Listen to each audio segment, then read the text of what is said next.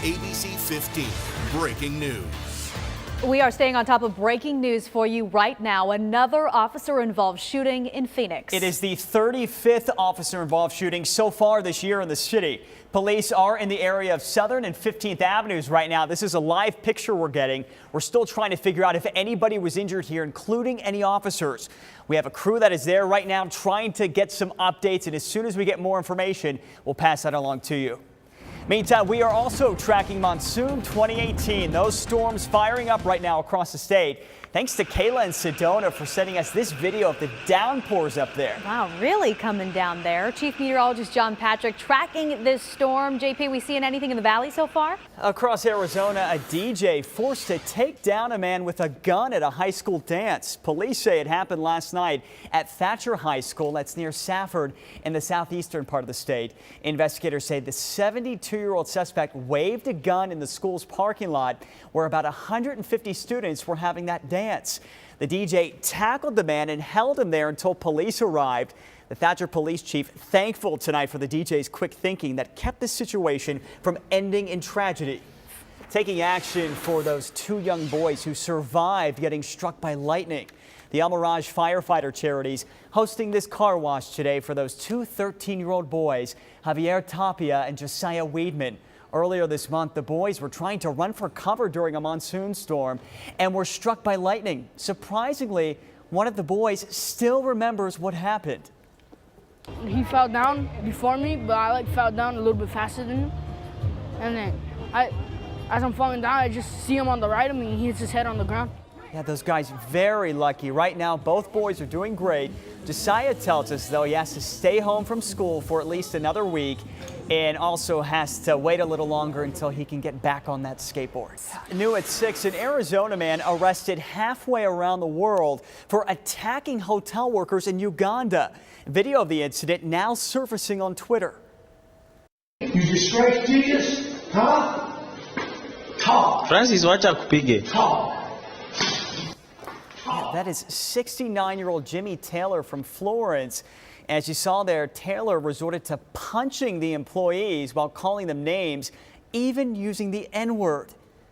Taylor told police he was a missionary. Now he's in jail in the Ugandan capital, charged with assault. Well, with less than 2 weeks to go until the Arizona primaries, we're seeing more attack ads pop up, plastered across TVs day and night. So how do we actually know if they're true? ABC 15's Melissa Blasius is fact-checking for us two of the latest ads about Senate candidate Martha McSally and health care. It's a Saturday morning. You think about Walmart. So many people there, as Tyson said, trying to get groceries, whatever they need for their weekend. So if you think about it, this unfortunately could have just been so much worse. But if you're just tuning in to us, I want to recap exactly what's going on. We can confirm that two Chandler police officers were shot at this Walmart here inside the foyer area at about 6:40 or so this morning. This is the Walmart near Arizona Avenue in Pecos there. It's a 24-hour Walmart. We can also confirm that the suspect has been shot and is dead. So there is no manhunt. They have the person they believe is responsible for this. We can also confirm that the two police officers are in stable condition this morning. So they are expected to be okay. We're working right now to try to get more information on exactly how this happened. But we know that this came in at 6:20 as a trespassing call. And you can see as Air 15 is hovering overhead live, you can see at least a dozen Chandler police squad cars there still on scene. This perimeter, you can see the tape too, is quite large in this area. They just want to make sure that they have this entire space secured and cleared, of course, before they start letting people inside. But you heard Tyson talk about that woman who was so scared she hid inside of a dressing room when she started hearing those gunshots. So yeah. As we said earlier, this could have just been so much worse. So we're glad that those two police officers are in stable condition. Yeah, and of course, tune in for updates on air and of course online. We're not leaving you guys. We're going to be here with you through 9 o'clock. So definitely keep it tuned to us because we have continuing team coverage for you. Yeah. It's Jamie Greenberry who's on the phone. She's an ABC 15 viewer and has actually been stuck inside all of this. Jamie, can you hear us?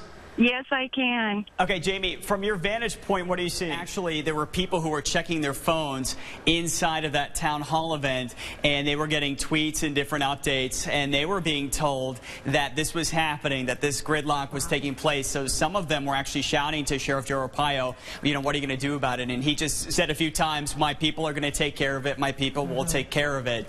And he was just insisting that his deputies would be on scene. But this is, I mean, really unprecedented to see this large scale of a protest protest to try to block that many people from accessing this event. But as you just mentioned, it does look like cars are finally able to get back in. You can see some people getting into that car there, almost as if people had stopped and stalled. I mean, it looks like those people are just pulled off to the side and parked. We were getting reports that some people might even be leaving their cars and just walking to the event because they weren't exactly sure when they would finally get there. Road 87 northbound here. We just passed it, but we saw, gosh, it had to be dozens and dozens of vehicles pulled off to the side and parked, which I think is just a testament to what we've been hearing from a number of people. I know Mary Ellen spoke to a woman who parked and then hiked some 3 miles. I was hearing reports of people stopping, parking, and then walking the rest of the way. And that's, I think, exactly what we were seeing there with those vehicles pulled over to the side. But you can see, I mean, this backup, it just goes for miles and miles there because, yes, in some areas, the blockades have been removed. But we have to remember it's going to take a long time for them to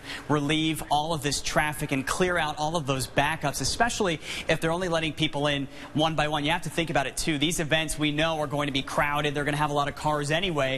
And then when you add into all of that, these, people blocking traffic, of course, that's only going to exacerbate the situation and make it a whole lot worse. And so that's what we're seeing right now. You can see the northbound there just totally blocked. Cars just kind of inching by, trying to clear all of that traffic back up out.